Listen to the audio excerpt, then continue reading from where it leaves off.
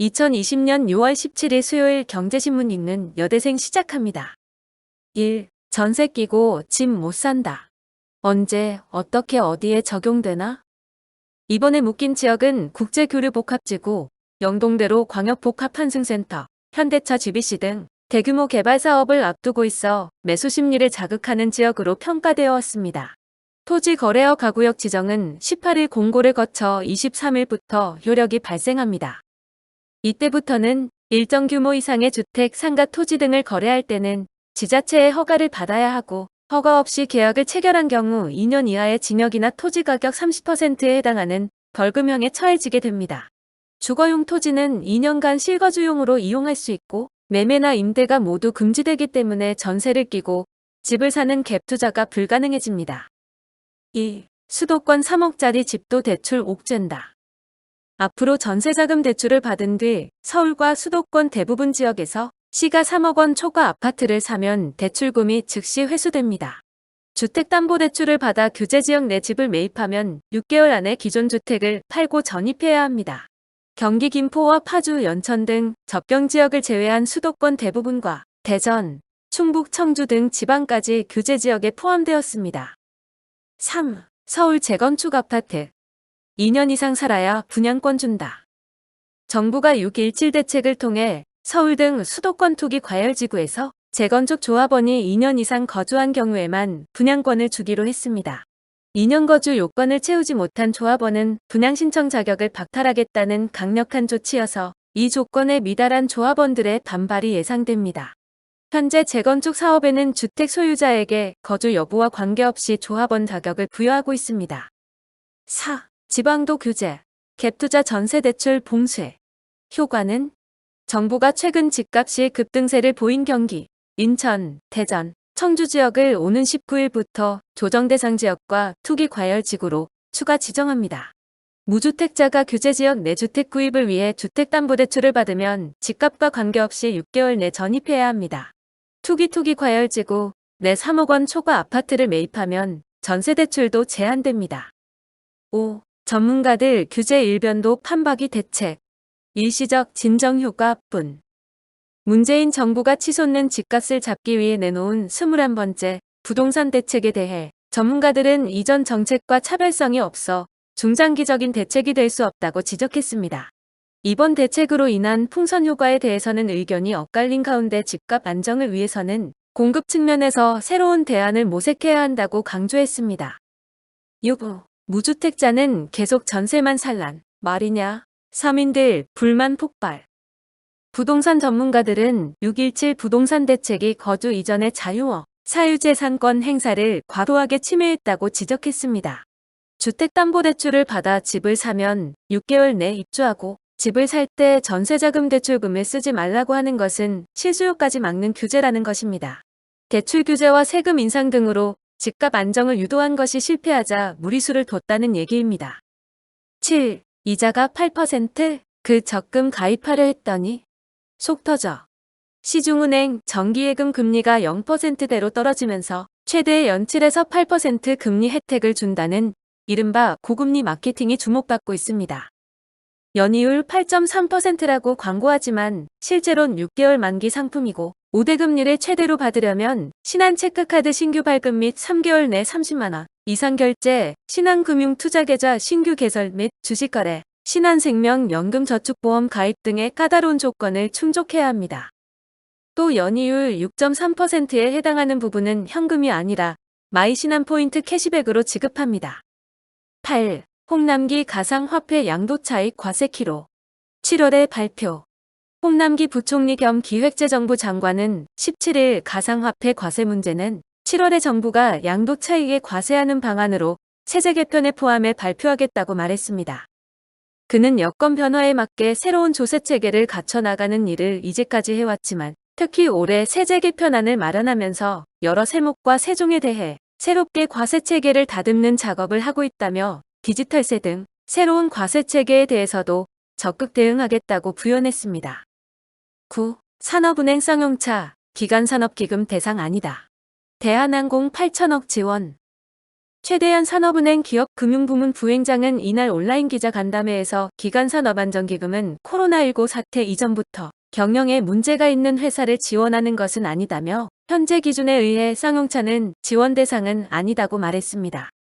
최 부행장은 쌍용차에 지원하려면 책임 주체가 의지를 갖고 있어야 하고 책임 있는 노력도 해야 한다며 회사의 지속 가능성도 확인돼야 한다고 강조했습니다.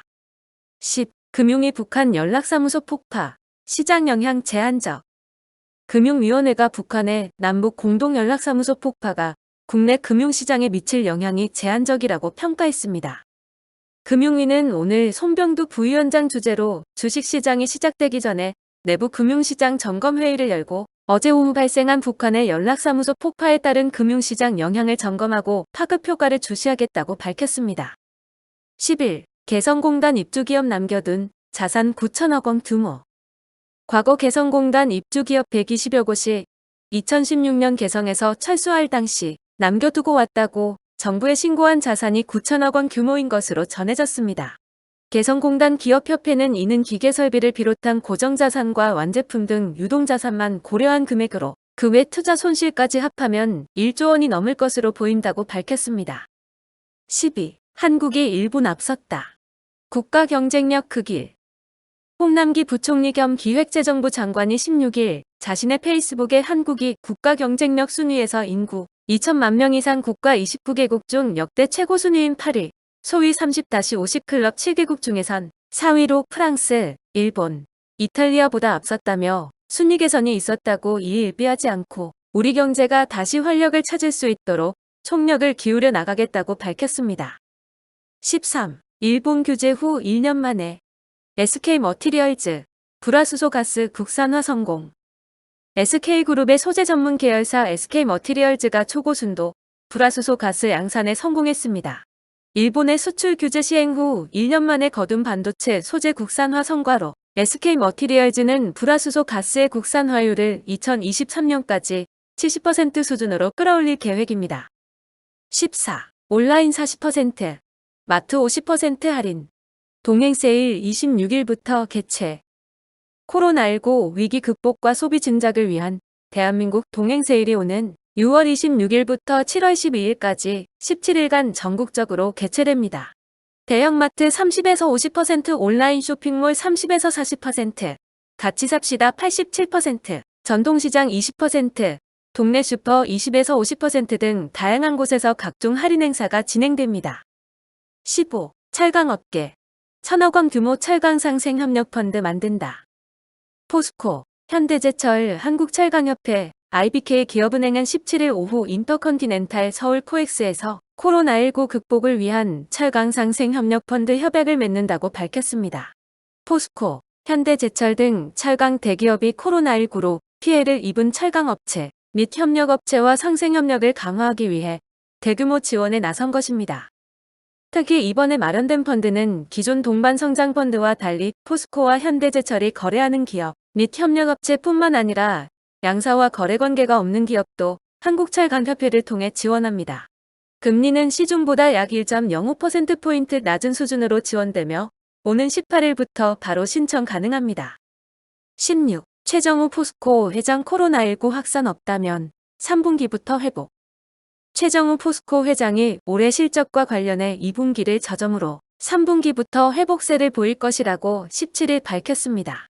그는 전 세계 공장이 다시 가동하고 있고 자동차 수요도 늘고 있다며 우리 철강 산업에도 그대로 영향을 미칠 것이라고 덧붙였습니다. 17. 공인회계 사회회장에 김영식 3위 회계법인 대표. 김영식 3위 회계법인 대표가 45대 한국공인회계 사회회장으로 선출됐습니다.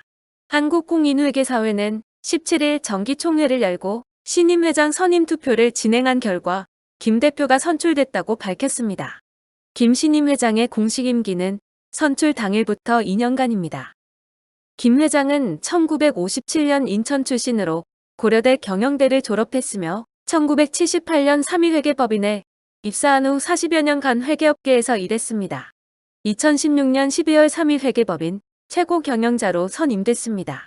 한국증권거래소 분쟁조정위원과 국민연금기금운용 실무평가위원 등으로도 활동했습니다. 18. 삼자 주주연합 한진칼 BW 발행. 기존 주주 이익 침해 공세. 삼자 주주연합이 한진칼의 신주 인수권부 사채 BW 발행에 대해 발행 조건이 투자자에게 유리해 기존 주주들의 이익을 침해할 가능성이 높다고 비판했습니다. 삼자연합은 17일 입장 자료를 통해 한진칼은 대한항공 유상증자에 참여하기 위하여 필요자금 3천억 원을 당초 보유자산 매각과 자산담보대출로 마련할 계획이라고 밝혀왔지만 결국 이는 시간 끌기용 허언으로 드러났다고 주장했습니다. 19. LG 서울대와 손잡고 AI 생태계 지킨다. LG가 서울대학교 인공지능 AI 연구원과 연구협력을 맺고 국내 AI 생태계를 키워나간다고 17일 밝혔습니다. 서울대 AI 연구원은 서울대 교수 270여 명을 주축으로 지난해 12월 설립했습니다. 서울대 AI 연구진 2천여 명이 대규모로 협력해 연구를 진행하는 국내 최대의 AI 연구 조직입니다. 20. 공매도 금지 지속될까? 금융당국 8월 공청회 연다. 17일 금융권에 따르면 금융위원회는 오는 8월 2차례 이상의 공청회를 개최할 예정입니다. 토론자가 확정되진 않았지만 금융투자업계 관계자와 학계, 언론계 등 사회 각계각층의 의견을 취합하게 됩니다. 투자자들의 목소리를 직접 청취하는 방안도 검토 중입니다. 오늘의 경제신문 읽기 끝. 구독과 좋아요, 그리고 알림 설정 부탁드립니다.